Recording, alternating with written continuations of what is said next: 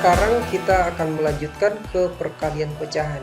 Kita lihat secara visual dan juga dalam bentuk pecahan, ini menunjukkan pecahan 1/8. Jadi ada pecahan 1/8 sebanyak 5 kali. Kalau mereka digabungkan, maka kita akan dapatkan pecahan yang berbentuk seperti ini, 5/8. 5/8 ini boleh kita pahami sebagai 1/8 ditambah 1/8 ditambah 1/8 ditambah 1/8 ditambah 1/8 seturut visualisasi yang tadi itu. Nah, kalau kita lakukan penjumlahan pecahan, maka kita akan dapat 1 tambah 1 tambah 1 tambah 1 tambah 1/8. Satunya ada sebanyak 5 kali. Atau 5 kali 1. 5 kali 1/8. Hasilnya adalah 5/8. Kita juga bisa memahami 1/8 ditambah 1/8 ditambah 1/8 ditambah 1/8 ditambah 1/8 itu sebagai 5 kali 1/8. Kalau yang tadi itu 5 kali 1 baru dibagi 8, sedangkan kalau ini 5 kali 1/8. Jadi kalau dalam penjumlahan pecahan ini 5 kali 1/8. Hasilnya juga 5/8. Sekarang coba kita perhatikan kasus yang berikut. 2/5 dikali 3/4. Kita lihat di sini ini udah lebih rumit dibandingkan yang tadi itu. Kalau pecahan 2/5 kita nyatakan dalam suatu bentuk visual, maka kita bisa buat seperti ini. Kemudian dikali 3/4. Untuk mendapatkan pecahan yang 3/4 bisa kita buat seperti ini. Masing-masing bagian yang ini dengan yang ini, atau dua bagian yang menjadi perhatian kita ini, kita bagi 4. Kita sudah mendapatkan setiap bagian yang diperhatikan dibagi lagi dengan 4. Yang menjadi pengali di sini adalah 3/4. Jadi tidak penuh 1, kurang dari 1 atau kurang dari 4/4.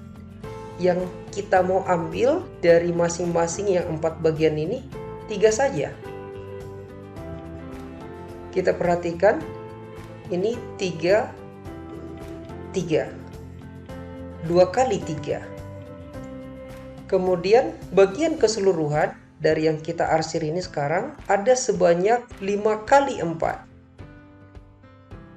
Perhatian kita sekarang adalah ini dan ini. Ini ada 6 bagian atau 2 kali 3. Bagian keseluruhannya ada 5 kali 4, ada 20. Jadi hasil perkalian 2/5 kali 3/4 sama dengan 6/20. Begitu kalau kita nyatakan secara visual.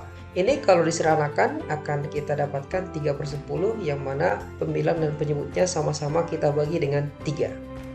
Kalau kita tuliskan secara rumus, maka kita akan dapatkan sifat seperti ini.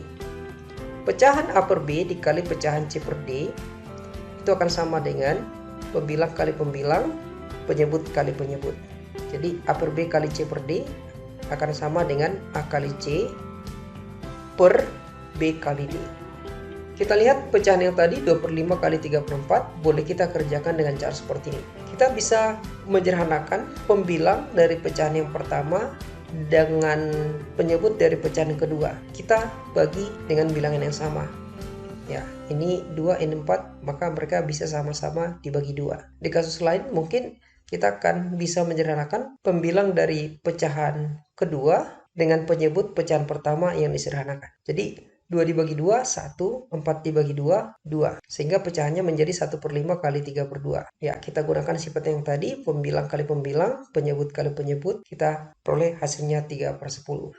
Sekarang coba Anda kerjakan latihan berikut. 1/3 dikali 2/9. Yang kedua, negatif 1/3 kali 2/9. Ingat kembali sifat perkalian pada bilangan bulat. Ya, kalau positif dikalikan dengan positif, maka akan memberikan hasil positif.